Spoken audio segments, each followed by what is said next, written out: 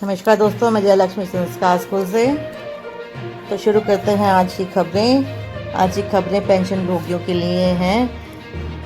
तो आज की ताज़ा खबर हम आपको बताते हैं कि क्या है। देश भर के लाखों पेंशन भोगियों के लिए पेंशन एरियर को लेकर एक बड़ी खुशखबरी आ चुकी है। साथ ही साथ पेंशन भोगियों को इस महीने मिलने वाला है एक शानदार तोहफा। तो यह क्या तोहफा है, क्या मिलने वाला है, ये पूरी जानकारी आपको इस वीडियो के माध्यम से हम अभी देंगे। साथ ही नोशनल इंक्रीमेंट और उम्र के अनुसार पेंशन में बढ़ोतरी को लेकर, फिक्स्ड मेडिकल अलाउंस को लेकर और कम्यूटेशन की अवधि 12 साल करने को लेकर एक बहुत बड़ी खबर आ चुकी है।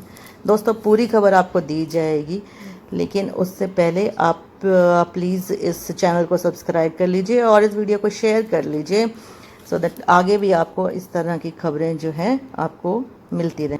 तो खबरों का सिलसिला शुरू करते हैं। तो बड़ी खबर आ चुकी है। देश भर के लाखों पेंशन भोगियों के लिए बहुत ही बड़ी खबर आ चुकी है। DOPPW ने, यानी कि पेंशन और पेंशन भोगी कल्याण विभाग ने एक डेटा शेयर किया है, जिसमें बताया गया है कि पेंशन भोगियों ने अगर अपनी प्रॉब्लम CP ग्राम पोर्टल पर शेयर किया है तो उनकी समस्या को सुना जा रहा है और उनका समाधान किया जा रहा है। तो अगर आपको कोई भी अपनी पेंशन को लेकर कोई भी समस्या है, अगर आपकी पेंशन पर बढ़ी नहीं है, रिवाइज नहीं हुई है, या महंगाई भत्ता नहीं मिला है, या पेंशन ही आपके खाते में नहीं पहुंच पा रही है, तो इस प्रकार की अगर आपको कोई भी समस्या है तो आप CP ग्राम पोर्टल में अपनी शिकायत दर्ज करा सकते हैं। शिकायत दर्ज करने के बाद आपकी समस्या को सुना जाएगा और उसका समाधान अवश्य किया जाएगा। भारत सरकार के द्वारा एक डाटा शेयर किया गया है और कहा गया है कि CP ग्राम पोर्टल में जिन्होंने भी शिकायत दर्ज कराई थी उनकी समस्याओं का समाधान हो चुका है। तो अगर आपको भी किसी भी प्रकार की समस्या है तो आप CP ग्राम पोर्टल में अपनी शिकायत दर्ज करा सकें। इसके अलावा पेंशन भोगियों के लिए एक नया नंबर लॉन्च किया गया है,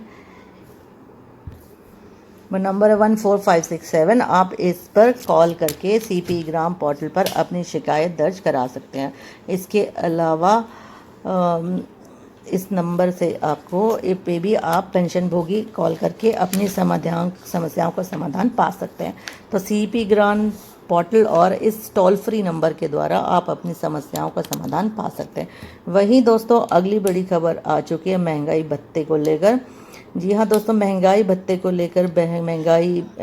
लेकर के भ्रम फैलाया जा रहा है कि DA/DR हमारी सैलरी या बेसिक पे पेंशन में मर्ज हो जाएगा। लेकिन ये आपकी जानकारी के लिए हम आपको बता देते हैं कि कोई भी पे कमीशन हो उसमें DA को मर्ज नहीं किया जाता है। तो इस भ्रम में बिल्कुल ना रहें कि DA मर्ज होने वाला है।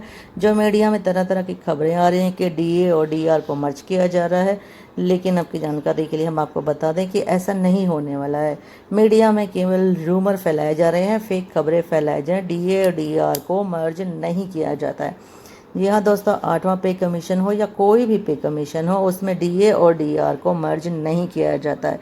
तो इस बार भी 8वें पे कमीशन में भी DA और DR को मर्ज नहीं किया जाएगा। मीडिया में जो भ्रम फैलाया जा रहा है तो आपको इन पर विश्वास नहीं करना है। तो दोस्तों, DA और DR मर्ज नहीं होने वाला है। आप इस फेक न्यूज़ में, रूमर में ना पड़ें। अब अगली खबर जो आ चुकी है DA के कैलकुलेशन के फॉर्मूले में बदलाव को लेकर। तो आपको पता ही कि महंगाई भत्ता साल में 2 बार बढ़ाया जाता है। तो महंगाई भत्ते में जो बढ़ोतरी होती है मात्र 1% या 2 या परसेंट या 3% की बढ़ोतरी हो रही है। तो ऐसे में दोस्तों, महंगाई के हिसाब से महंगाई भत्ते में कम बढ़ोतरी देखने को मिल रही है। महंगाई अपनी चरम सीमा पर है, लेकिन महंगाई भत्ते में मात्र 1 या 2% का ही इंक्रीज होता है। ऐसे में दोस्तों, DA कैलकुलेशन का फॉर्मूला है, उसमें बदलाव की मांग की जा रही है। तो अगर बदलाव होता है तो पेंशन भोगियों और कर्मचारियों के महंगाई भत्ते में 5 से 6% की बढ़ोतरी होने की संभावना है। साल में 2 बार महंगाई भत्ता बढ़ाया जाता है, लेकिन मात्र 1% या 2% की बढ़ोतरी ही दिखाई देती है। लेकिन अगर DA के कैलकुलेशन के फॉर्मूले में बदलाव किया जाता है तो महंगाई भत्ते में ज़्यादा बढ़ोतरी देखने को मिलेगी। तो इसी को लेकर पेंशन भोगियों का जो संगठन है, उन्होंने इसकी मांग की है कि DA कैलकुलेशन के फॉर्मूले में बदलाव किया जाए। जो कैलकुलेशन फार्मूला सरकार अपनाती है वह काफ़ी पुराना है। ऐसे में डीए कैलकुलेशन के फॉर्मूला में बदलाव करने की मांग की जा रही है। तो अगली बड़ी खबर आ चुकी है कि भारत पाकिस्तान में जो तनाव का माहौल चल रहा है उसे देखकर कुछ पेंशनभोगी असमंजस में हैं कि उनका कहना है कि 8वां वेतन आयोग नहीं मिलेगा या स्थगित कर दिया जाएगा। सोशल मीडिया में इस तरह की खबरें फैलाई जा रही हैं। ऐसे में इस माहौल को देखते हुए 8वें वेतन आयोग अब लेट आएगा। कुछ लोग कह रहे हैं कि 8वां वेतन आयोग नहीं मिलने वाला है। तो अब आपको बता दें कि ऐसा कुछ नहीं होने वाला है कि 8वें वेतन आयोग का आपको फ़ायदा ज़रूर दिया जाएगा। यह एक रूटीन है, चाहे कुछ भी हो, आपको 8वें वेतन का आयोग फ़ायदा दिया जाएगा। तो सोशल मीडिया में आजकल एक खबरें आ रही कि पहले के जो पेंशन भोगी हैं, पुराने पेंशन भोगी हैं, उनको 8वें वेतन आयोग का फ़ायदा नहीं मिलेगा। तो आपकी जानकारी के लिए यहाँ भी हम बता दें कि यह भी एक पूरी तरह की फेक खबर है। सभी पेंशन भोगियों को 8वें वेतन आयोग का फ़ायदा ज़रूर मिलेगा, चाहे वो पुराने पेंशन भोगी हों या नए पेंशन भोगी हों, सभी को इसका फ़ायदा दिया जाएगा। तो आप घबराएं नहीं, सभी को इसका लाभ दिया जाएगा। दोस्तों, 8वें वेतन आयोग का फिटमेंट फैक्टर क्या होगा, इसको लेकर भी एक बड़ी खबर आ रही है। आपकी जानकारी के लिए आपको बता दें कि 6ठे और 7वें वेतन आयोग में फिटमेंट फैक्टर का फॉर्मूला बनाने के लिए बहुत सारे मेथड्स का यूज़ किया जा रहा था। तो ऐसे में दोस्तों, 8वें वेतन आयोग में भी फिटमेंट फैक्टर को बनाने के लिए एक फार्मूला यूज़ किया जा रहा है। इस 8वें वेतन आयोग का जो फिटमेंट फैक्टर है वो 1.92 से लेकर 2.57 के बीच में हो सकता है। इससे ज़्यादा तो मिलने वाला नहीं है, लेकिन मिनिमम 1.92 हो सकता है और ज़्यादा से ज़्यादा 2.50 के अंदर हो सकता है। तो ऐसे में दोस्तों, जो यूनियन है पेंशन भोगियों की, वो 20 मई तक एक ड्राफ्ट तैयार करने वाली है और ड्राफ्ट सरकार को सौंपेंगे कि सभी पेंशन यूनियन हैं वो मिल करके एक ड्राफ्ट तैयार करने वाले हैं और अपनी मांगों को लेकर वो एक ड्राफ्ट तैयार करते हैं और सरकार को उस ड्राफ्ट को सौंपे जाएगा। तो यह एक अच्छी खबर आ रही, खुशखबरी कि 8वें वेतन आयोग की जो कमेटी का गठन है इस महीने हो जाएगा और 8वें वेतन का प्रयोग आपको 1 जुलाई 26 से मिलना लागू हो जाएगा और 1 जनवरी 26 से एरियर का फ़ायदा दिया जाएगा।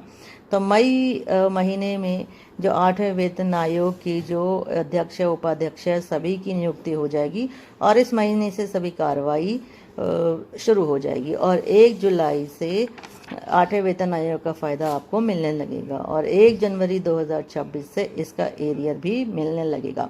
अगली बार खबर आ चुकी है कि नोशनल इंक्रीमेंट को लेकर के नोशनल इंक्रीमेंट का फ़ायदा सभी पेंशन भोगियों को मिलेगा। यहाँ आपकी जानकारी के लिए हम आपको बता दें कि 30 जून या फिर 31 दिसंबर को जो कर्मचारी रिटायर हुए हैं उनको 1 जुलाई से इंक्रीमेंट का फ़ायदा नहीं मिलता है। तो ऐसे में दोस्तों आपको बता दें कि अब इसका फ़ायदा मिलने जा रहा है, सभी को इसका फ़ायदा मिलेगा। सुप्रीम कोर्ट और हाई कोर्ट में जीत होने के बाद सरकार ने विवश होकर एक सर्कुलर जारी किया है और अब ऐसे पेंशन भोगियों को भी नेशनल इंक्रीमेंट का फ़ायदा दिया जाएगा। और अगली बड़ी खबर आ चुकी है, 65 साल से 5% पेंशन बढ़ोतरी को लेकर के बड़ी खुशखबरी आ चुकी है। सरकार इस मांग को भी अब जल्दी ही पूरा करने जा रही है। 8वें वेतन आयोग की गठन के बाद सरकार 65 साल से 5% की बढ़ोतरी का फ़ायदा आपके लिए दे सकती है और साथ में फिक्स्ड मेडिकल अलाउंस को भी बढ़ाने वाली है।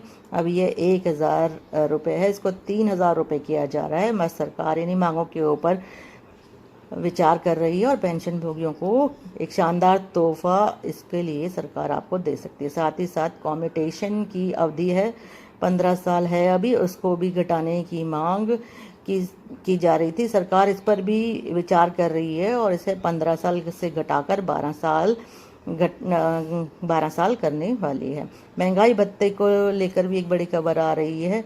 आपका महंगाई भत्ता 55% हो चुका है, लेकिन बहुत सारे पेंशन भोगियों को इसका एरियर नहीं मिला। जनवरी, फरवरी और मार्च महीने का एरियर बहुत सारे पेंशन भोगियों को नहीं मिला। ऐसे में आपको घबराने की ज़रूरत नहीं है। एरियर जो 3 महीने या 4 महीने का जो भी है वह आपके खाते में बहुत ही जल्द आ जाएगा। आपको किसी भी प्रकार से पैनिक होने की ज़रूरत नहीं है।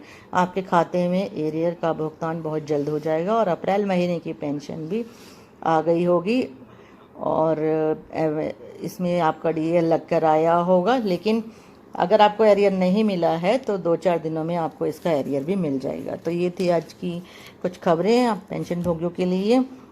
तो अगर आपका वीडियो अच्छा लगा हो तो please like share and subscribe, so that आपको ऐसी